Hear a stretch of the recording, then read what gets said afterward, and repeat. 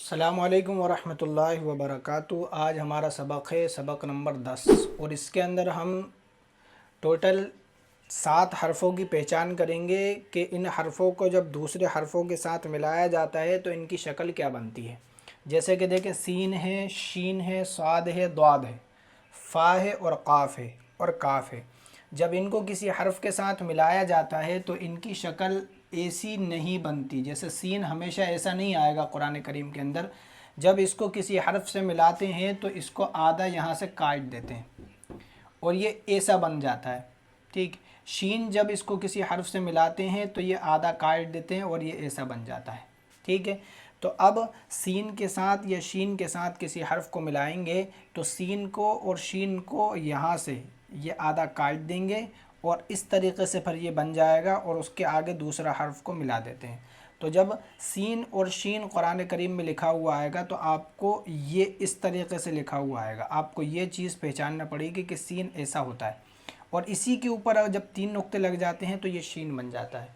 तो इन चीज़ों को समझ लें कि सीन असल ऐसा होता है, लेकिन जब किसी हर्फ से उसे मिलाया जाता है तो सीन और शीन ऐसा बन जाता है।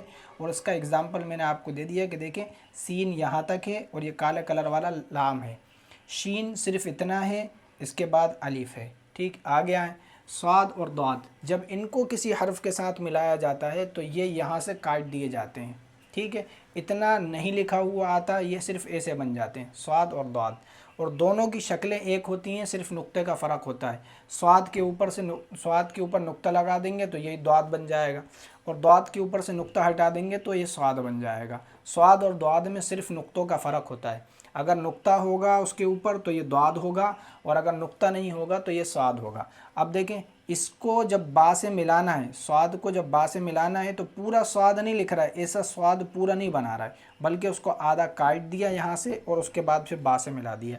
तो ये वाला स्वाद हो जाएगा अपना और ये वाला बा हो जाएगा। ठीक है, आगे देखें, द्वाद है, इसको द्वाद नहीं पढ़ सकते और इसको स्वाद नहीं पढ़ सकते। वजह यह है कि इस जिसके ऊपर नुक्ता लगा हुआ होता है वो द्वाद होता है और जिसके ऊपर नुक्ता नहीं लगा हुआ होता वो स्वाद होता है। तो ये स्वाद है और ये द्वाद है। अब द्वाद को जब पूरा लिखा हुआ था ऐसा, इसको आधा काटा तो ये ऐसा हो गया और जब किसी हर्फ के साथ अपन इसे मिलाएंगे तो फिर ये इस तरीके से बना हुआ आएगा और उसके आगे देखिए काफ़ लगा हुआ है। तो इसको अब हम पढ़ेंगे द्वाद काफ़। आगे देखें, फ़ा है और क़ाफ़ है, इसको भी जब किसी हर्फ के साथ मिलाया जाता है तो इसको भी आधा काट दिया जाता है। यहाँ से काट देंगे इसको यहाँ से काट देंगे। ठीक है, जब इसको यहाँ से काटेंगे तो ऐसा बन जाएगा और इसको यहाँ से काटेंगे तो ये भी ऐसा ही बनेगा। अब देखें, दो शक्लें, ये फ़ा है, ये फ़ा है, ये क़ाफ़ है।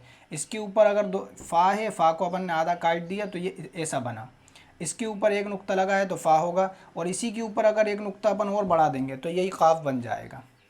तो ऐसी शक्ल के ऊपर अगर एक नुक्ता आता है तो फ़ा होगा और दो नुक्ते आते हैं तो यही क़ाफ़ बन जाएगा। ठीक है, और ये इधर दूसरी शक्ल फ़ा और क़ाफ़ की, अब इसके ऊपर दो नुक्ते लगे हैं तो ये क़ाफ़ होगा और एक नुक्ता अगर लगा देंगे तो यही फ़ा बन जाएगा।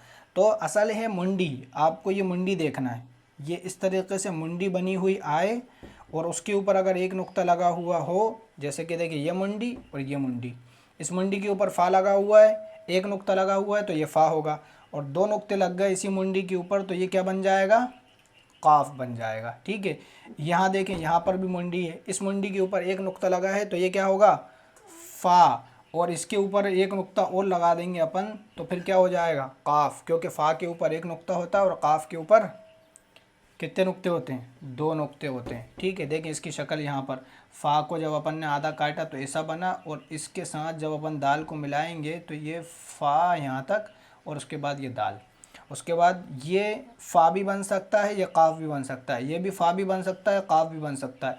एक नुक्ता है तो इसको फ़ा कहेंगे, दो नुक्ते इसके ऊपर लगा देंगे तो यही क़ाफ़ बन जाएगा, यही क़ाफ़ बन जाएगा।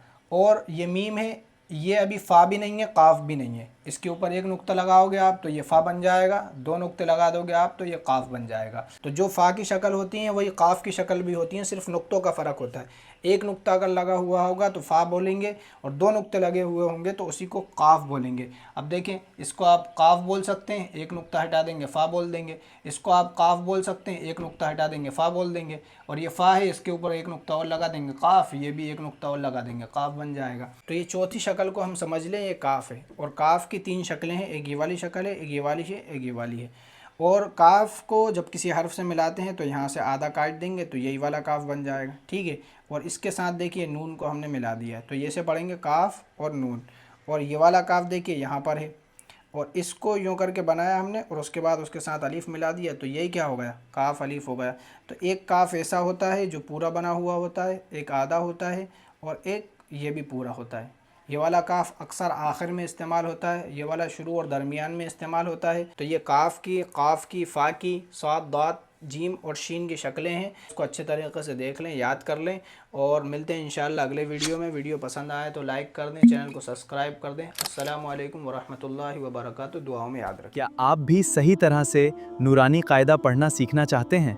तो आज ही हमारे साथ जुड़िए और बहुत ही आसानी से सीखिए।